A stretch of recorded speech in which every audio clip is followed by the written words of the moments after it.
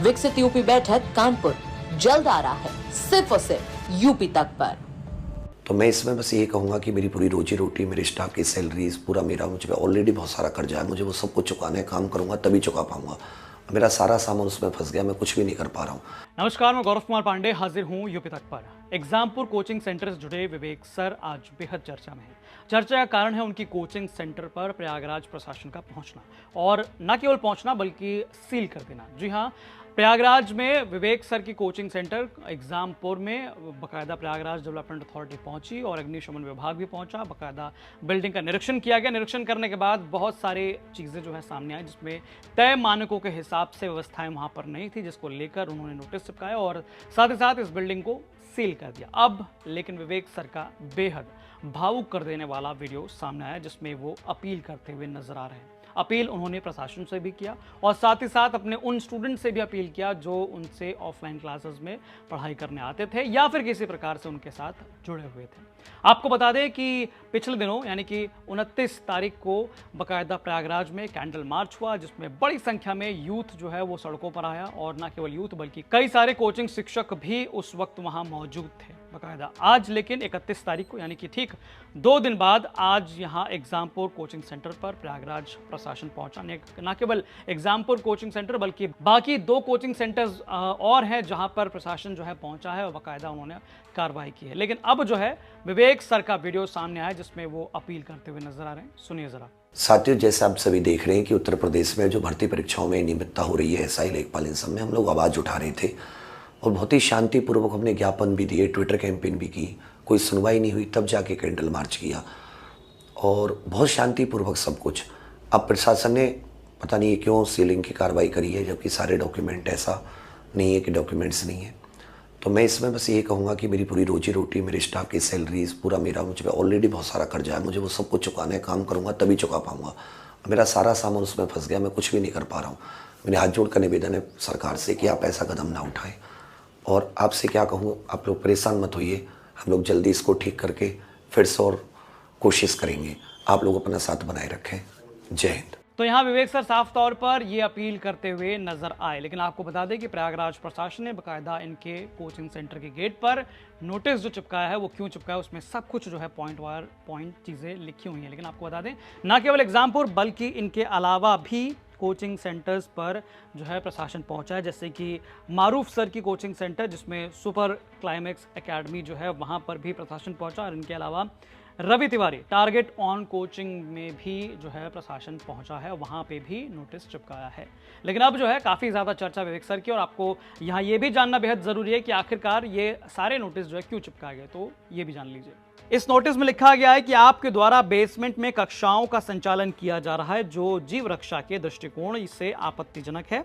इस पर तत्काल रोक लगाया जाना वांछनीय है। इसके बाद आपके द्वारा बेसमेंट में विद्यार्थियों, स्टाफ आदि के शयन हेतु कक्षा का निर्माण प्लाईवुड एवं पीवीसी सामग्री से किया गया है, जो अत्यंत ज्वलनशील है तथा आपका ये कृत्य जीव रक्षा के दृष्टिकोण से अवैधानिक एवं आपत्तिजनक है। इस पर तत्काल रोक लगाया जाना चाहिए तथा ज्वलनशील सामग्री को तत्काल हटाया जाना वांछनीय है। तीसरा, आपके द्वारा भवन के निकास मार्ग को लोहे के चैनल शटर पर ताला लगाकर बाधित कर दिया गया है, जो जीव रक्षा के दृष्टिकोण से आपत्तिजनक है। इस पर तत्काल रोक लगाया जाना वांछनीय है।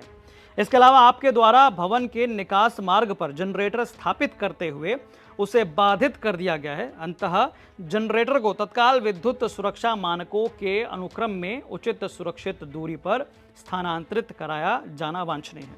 इसके बाद आपके द्वारा संपूर्ण भवन की खिड़कियों, बालकनी को पीवीसी एक्राइलिक शीट के माध्यम से पूर्ण रूप से बंद कर दिया गया, जो कि अग्नि सुरक्षा के दृष्टिकोण से अत्यंत आपत्तिजनक है।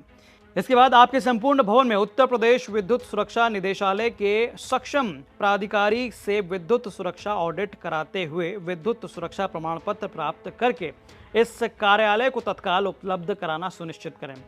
7वां है, भवन में अग्नि सुरक्षा एवं जीव सुरक्षा की व्यवस्थाएं NBC 2005/2016 के अनुक्रम में स्थापित एवं संचालित नहीं पाई गई, जिस पर तत्काल सुधारात्मक कार्रवाई किया जाना वांछनीय है।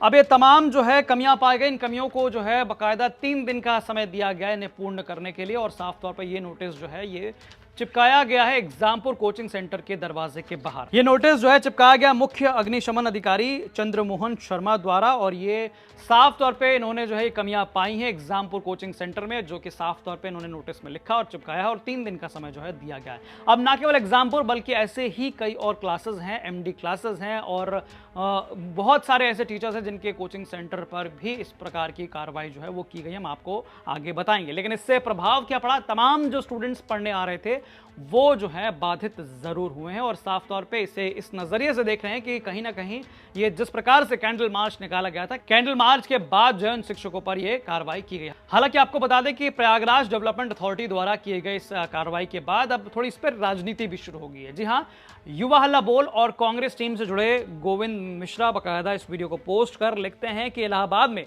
लेखपाल भर्ती के खिलाफ हो रहे प्रदर्शन में हिस्सा लेने वाले टीचर्स के कोचिंग को सीज किया जा रहा है, लीक तंत्र में प्रदर्शन अपराध होता है। तो कहीं ना कहीं इस पूरी कार्रवाई को इस नजरिए से देखा जा रहा है कि जो शिक्षक उस प्रदर्शन में मौजूद थे या युवाओं को लेकर पहुंचे हुए थे, उन पर जो है ये कार्रवाई हो रही है। हालांकि इस पर आपकी क्या राय है हमें कमेंट करके जरूर बताइएगा। ये रिपोर्ट आप तक पहुंचाई हमारे संवाददाता पंकज श्रीवास्तव ने।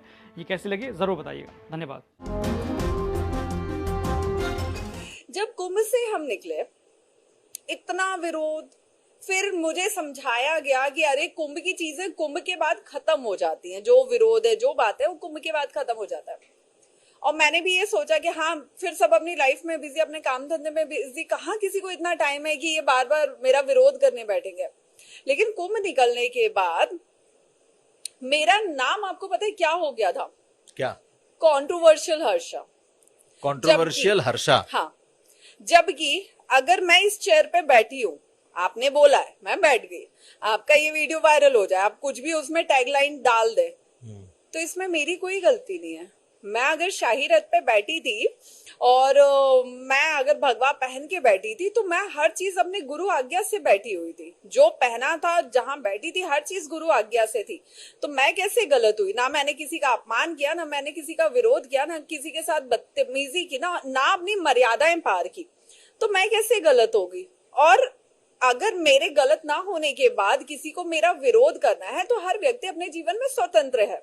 अब महाकुंभ से निकलने के बाद मैं जहां भी जाती, जिससे भी मिलती, या कुछ साधु संतों से, क्योंकि विरोध इतना हो गया था, मुझे यह था कि मुझे धर्म के ही रास्ते में चलना है। अब धर्म के रास्ते में अगर मुझे चलना है, तो मुझे साधु संतों का सानिध्य चाहिए, उनका मार्गदर्शन चाहिए। उन्होंने मिलने से मना कर दिया कि नहीं, उनसे नहीं मिलना है, उनके साथ बहुत कॉन्ट्रोवर्सी हुई है, बहुत विरोध हुए हैं, नहीं मिलना है। अरे उस लड़की की क्या गलती थी? उस लड़की ने किसके साथ गलत किया? उसके साथ गलत हो रहे। इस वक्त अगर आप लोग साथ में नहीं होंगे तो कौन साथ में होगा? तो मुझे अंदर या महाकुंभ से लेके इस माघ मेला, पूरा 1 साल, 365 दिन में से 300 रातें मैंने रो के गुजारी है। मैंने मरने की अपने लिए विनती की है भगवान से कि भगवान मुझे मौत दे।